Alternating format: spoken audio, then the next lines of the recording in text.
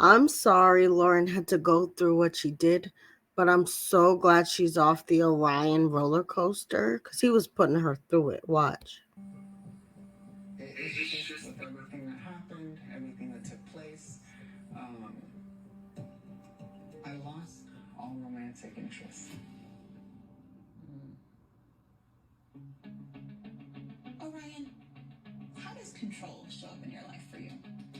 Well, I'm not trying to control what's happening by calling for a divorce. You are. You feel uncomfortable, so your part of control is to remove yourself from it. I do feel confident that a repair is possible, but you are protecting yourself.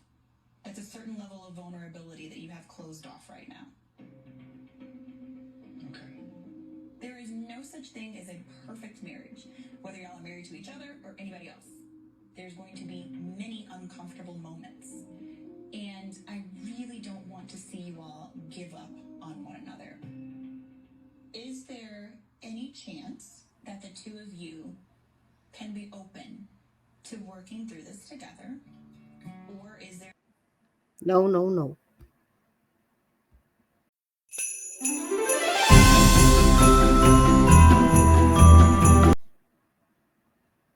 Hey y'all, it's your captain for all things creative coming at you with Married at First Sight, Denver, season 17, episode 8. If you are new to the channel, welcome. Please like, share, subscribe, comment, all the things. And if you're returning, thank you so, so, so much for coming back. And let's get into this episode because it was very disappointing. First, we have the wrap up from the honeymoon scene where Orion and Lauren had been talking to the experts and they kind of held up the group from heading back home. But when they emerge, Claire, with her eagle eyes, notices that Lauren is not wearing her ring, but Orion is wearing his. So her and Cameron get to speculating, but wishing the best that whatever they're going through, they can get through it, but they can tell if they're going through something. And then Lauren in her confessional says she feels like Orion hasn't given her grace. And just the fact that Orion was wearing his ring, even though he's the one that's making the big problem and acting like he wants to end the relationship and he can't forgive Lauren, shows that he's definitely all about the image, but the image is not matching up to his actions and what you can tell is in his heart, which is negativity. Next, you see Emily say that she wants to stay in Mexico longer.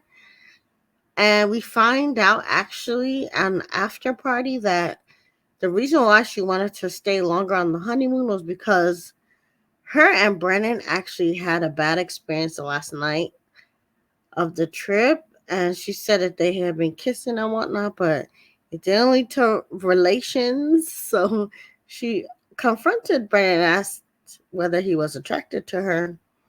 And apparently he got to yelling at her. And she wished that they had time to make up and not end the honeymoon on the bad note that they did. So him, being all salty, like you saw later in the episode, did not come out of nowhere. He was mad that she called him out on treating her coldly, and definitely what Claire said on After Party last week about Brandon being like Dr. Jekyll and Mr. Hyde seems to be true because he's like a totally different person this episode. Next, we see Cameron, and he's actually standing next to Claire in the airport, and I think he had his arm around her. So, whew. The rest of the couple's baby tired, but Cameron and Claire are actually the cutest ones to me. Next, Austin was saying that he's excited to get back to Denver, which was interesting. Guess he wants to get back to that lady roommate of his. And we see that Brian and Emily I think they're the first one to get to the new living space, and Emily really likes it. She's being really positive. But Brennan, he's being a sour puss. Dead in this whole episode. Next, oh, I gotta go back because they also have a talk about the details and ramifications of them living together. So Emily asked Brennan to tell her what's bothering him in the moment and not leave the shared space for long. She's trying to set ground rules to make sure they don't have another falling out. But Brennan says he wants a few days at his place. So he's going to take his morning meeting in the shared space because I guess they got back from the honeymoon. So he don't want to, completely abandon her. But he basically is going to abandon her for the rest of the week. And he said he needs some time at his place before fully moving into the shared space. And Emily, you could tell she's more into the marriage. She's still trying to make it work. And in the confessional, Brennan said that he does admit to feeling drained kind of at the end of the honeymoon because they were spending all that time together and it was not that pleasant for him. So then you see Claire and Cameron. They also have a talk about how they will navigate the shared space. But Claire is distracted by Cameron's hoochie daddy shorts, which you see here. She's like, why are your shorts so short? But I think he was trying to entice her. But they pick which side of the bed, each person's going to be on. And Claire talks about how she's much more nervous than Cameron, to be living together because she never lived with somebody before. And Cameron's less nervous because he has lived with other people before. But also, his plan is also to see how bad things get. He wants to see kind of how close to hell they can get before, the limit is reached. And then Claire's like, no, don't do that. Absolutely not. Can you please, tell me what's bothering you before things get bad? And it just shows how they have such different approaches. But for some reason, they're kind of clicking up and they're, having better and better communication. And I got high hopes for these two. It's kind of like the opposites are attracting a little bit, Next, you see Lauren and Orion meet up in the shared apartment, but they're not going to move in because Lauren said that Orion randomly asked for a full reset, but he's not fooling me since this is just a emotionally abusive roller coaster that they're on. He's hot and he's cold. He don't forgive her, and he act like he forgive her. And he told her he just needs a few days away from everything to take the right steps to leave the bad things from the honeymoon behind them. And then they'll come back together later. And Lauren's kind of believing him. And then in the confessional, Orion admits that he's not doing a reset, but he says he wants to do a reset, but he needs space. So, like, he's a flippy flip, flopping his smidge. Like Beyonce said it. He's really making me tired. So God only knows how poor Lauren feels dealing with him because he's just hot and cold every second.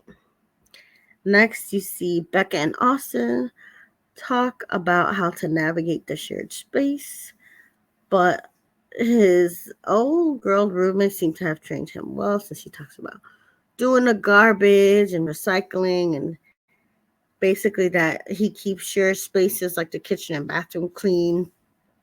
So I think Becca's going to be fine. Next, you see that Emily wakes up without Brennan. So I don't even know if he took his morning call in the shared apartment because she was up and he was gone already before she even got out the bed. And then you see Becca and Austin, they wake up happy together. And then you see Cameron and Claire, and Cameron wakes up to Claire's dirty dishes. And she got dishes all on the sink and on the counter. And he's like, if it were me, you would have made a big deal about it. And she apologizes. But it didn't turn nasty. But again, you could tell that Claire's not used to living with people. She's kind of doing her little selfish single things. And Cameron was being somewhat patient, but just the fact that he brought it up was a little petty. But it didn't turn negative. So again, I think they got what it takes to make it work. Next, you see Brandon and Emily because Emily's visiting Brandon at his house. And she likes that it's clean and she's trying to compliment him, but he's so dry with her. And she's trying to be positive through all this awkwardness, but she even noticed that he has closed the door emotionally. The door is closed in his heart, and him being back at his apartment solidified that he's not featuring, starting a life for her. He likes his life. Even though he was talking all that big talk about divorce not being it and he's gonna make it work and they stuck with him now, he was like, I gotta go to my apartment. So it's just interesting to see the flip. It really is like a Jekyll and Hyde situation. Next, you see Claire and Cameron having fun exploring his place. And she sees good things like rice cakes, but also bad things like spiders.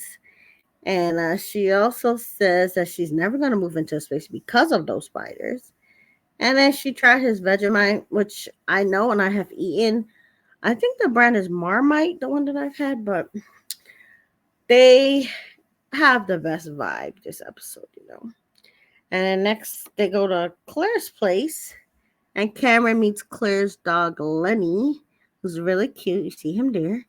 But Lenny is not featuring Cameron. He's like ignoring Cameron. And Cameron's like, I'm a dog person. And Lenny's like, whatever. I don't know if you're going to be here for long. I just want to see my mommy. Because I bet, her being on the honeymoon was hard on that poor little pooch. So he just wants his mommy. And Cameron also looks at Claire's bike, which looks cute, but he says it has a flat tire and that the frame is too large for her. So it looks like he's gonna pimp her bike and help her upgrade in that sense because he's a bike head. And then he also finds out that she's Catholic from being in her place. And she explains that she was raised Catholic, and after she lost her sibling, she became more strong in her faith because, usually spirituality is a source of strength during those hard times, like when you lose loved ones and things like that.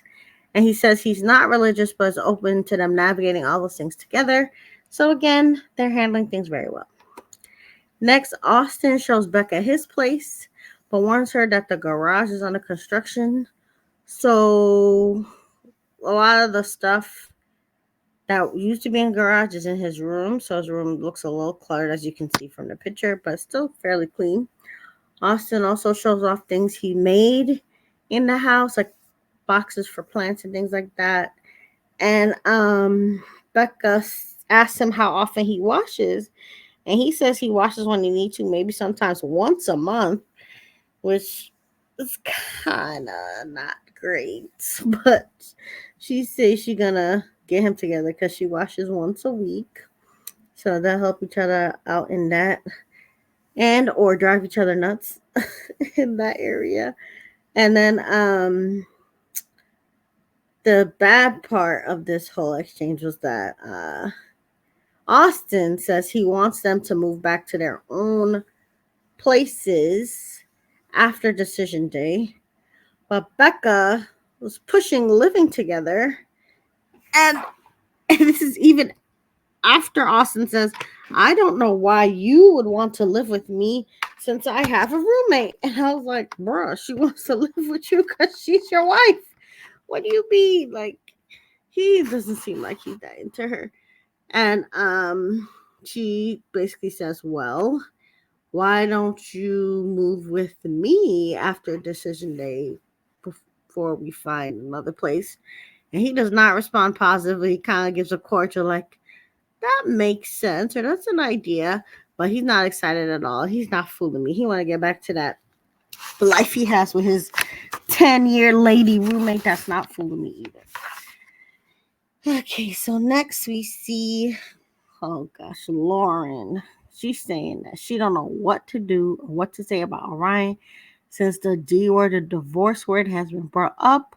And honestly, I don't think she should say anything to him. She should make him kick rocks because, again, it's just a roller coaster ride. He's not honest. He's very manipulative. He says one thing because I think he has an image that he wants to portray, but he does another. He's very unforgiving. Yes, she messed up making that very bad, tasteless joke and laughing in his face, but she was very apologetic. And Cameron also made offensive jokes, but he forgave Cameron, but he can't forgive his own wife. So I don't see it for Orion, but they're gonna meet with the experts. But actually, all the couples meet with the experts. But I was kind of surprised about which couple got which expert. So Pastor Cal comes to see Brendan and Emily, who are like my second most healthiest couple right now to me. And sorry, it's Brennan and Emily. They're second to last in terms of most healthiest because Brennan is trying to get out of this marriage. You could totally see that him going back to his place and him being so cold to her, just giving the signs that he's not into her. And sorry, my computer just unplugged, so I had to just get the wire real quick. Um, Pastor Cal is very interested in, asking them questions. And Brennan is like answering for the both of them kind of dishonestly at first. And he was just saying how, okay, real life is just getting in the way of everything. But he put real life in the way because he left the shared apartment. Like I said before, Emily could even wake up the first morning. And then Emily first is just co-signing what he's saying and trying to be positive and agreeable. But then Pastor Cal calls Emily out and tells them, listen, y'all need to be real with me. What is going on? So then Emily finally admits that she thinks that Brennan is not attracted to her, even though she is attracted to him. And then Brennan admits that he does not feel romantic feelings for Emily, even though he thinks she's great. And then Pastor Cal asks what Brennan wants, and he says that he want to connect with Emily, but he doesn't feel it. And Pastor Cal, if he felt anything on the honeymoon, he says yes, there were times, where he wanted to touch her leg or something when things were going well, but basically he's not getting where he wants to get or be at emotionally. So Pastor Cal tells him to, stop self sabotaging and to just live in the moment and let go of his expectations. And then he directly asks Brennan if there's anything about Emily that he's not attracted to. And then Brennan breaks the fourth wall and says, listen, he's not trying to portray a negative image on TV. So, again, this is where the Jekyll and Hyde comes in. I think what is happening is that Brennan is bringing his representative to this marriage so that he can appear like a nice guy on TV, but his real self is fighting to come out, and his real self does not like Emily, and he's trying to find a way to gently let her off while still looking like the good guy. And Pastor Cal then asks what things Brennan thinks he can do going forward to help the marriage. And Brennan says he gonna go ahead and move in to the shared space. And Pascal said, yes, that's a great start. That's going to help. And then Emily tells Pascal that even though he's gonna move in, she doesn't know what she can do differently to make him feel differently, but they both say they're gonna try. And then the plot twist that I didn't expect, but kind of makes sense after I thought about it, was this Dr. Pepper who meets with Claire and Cameron. And to me, in the past, I feel like Dr. Pepper is like the big guns. She usually talks to the most strugglingest couple near the end of the show. And to be fair, when I thought about it, I think Claire and Cameron struggled the most consistently during their honeymoon. So whoever was a producer for the couple, reported back, and I guess Claire and Cameron probably did have the most negative because Lauren and Orion ended negative, but they started off fairly good. And same thing with Brendan and Emily. With Claire and Cameron, they struggled basically the whole honeymoon till the end when things turned around for the good. So Dr. Pepper, Big Pepper, goes and just asks them, to tell her what, they think is going on in their relationship. And Cameron and Claire just said, they had some communications issues, at first, but they getting through it. But the big thing that also surprised me during the scene was that when they were talking about religion, Cameron gonna say that when he was 10 years old, he got kicked out of his church for saying some things that he felt led to say. And I was just like, what kind of past did this man have? I definitely want to know what all is going on because it's like I never heard of churches kicking children out. So I'm like, what did he say and do? So his past kind of scares me, but hopefully, he's learned. Whew, and he's grown from it, but that was a little frightening. I was like, what kind of Chucky child was he? Next, you see Brennan and Emily kind of debriefing after the Pastor Cal talk, and Brennan says he's protecting Emily by not saying if he's attracted to her or not, and she cries. And next you see Pastor Cal meeting with Becca and Austin.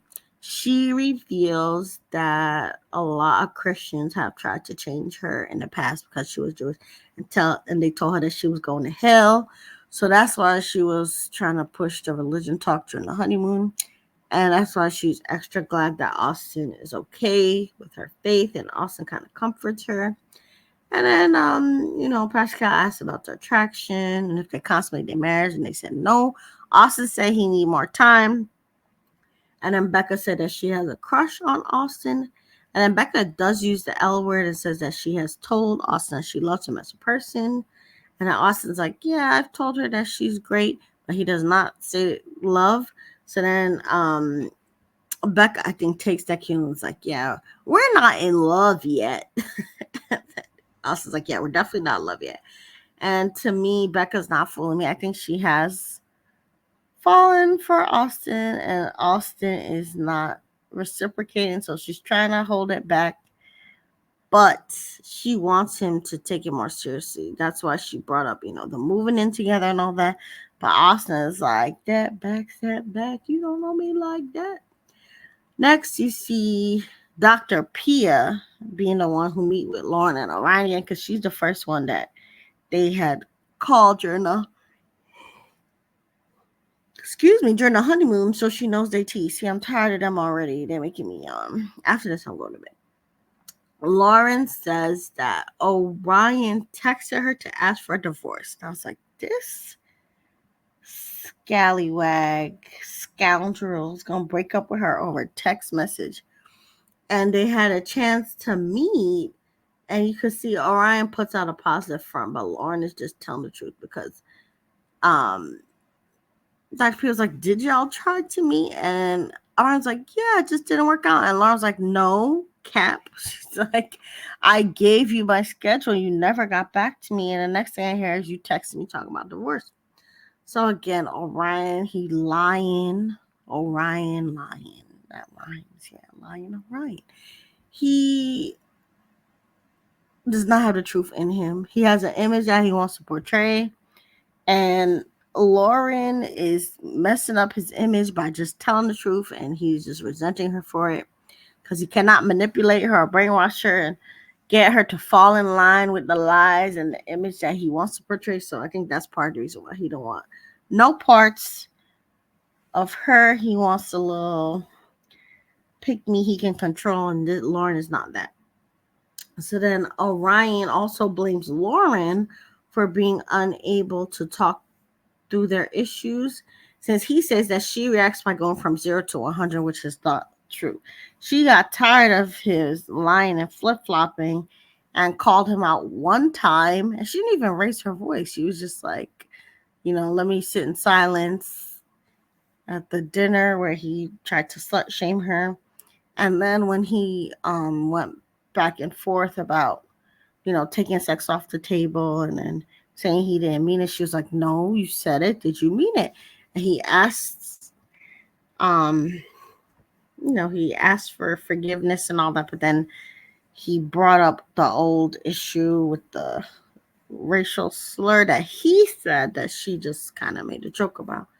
But I'm over them. And Dr. Pia asked if they can start over because she's over them too. And she also points out that both of them can overreact. So she rejects Orion's narrative. That's just Lauren, being the angry black woman, blowing up on him. And then Pia then asks Lauren if Lauren can forgive Orion for all the things he did, like the slut shaming and all that, and taking sex off the table. And she says yes. But then when Orion is asked the same thing, Orion says he's not sure if he can forgive her. So then Dr. Pia looks at him because she got his number now. And Dr. Pia asks, what's the reason for his rigidity and unforgiveness? And then Lauren asks also if he just does not want to be with her. So then Orion says that after everything happened in the honeymoon, he lost all romantic interest.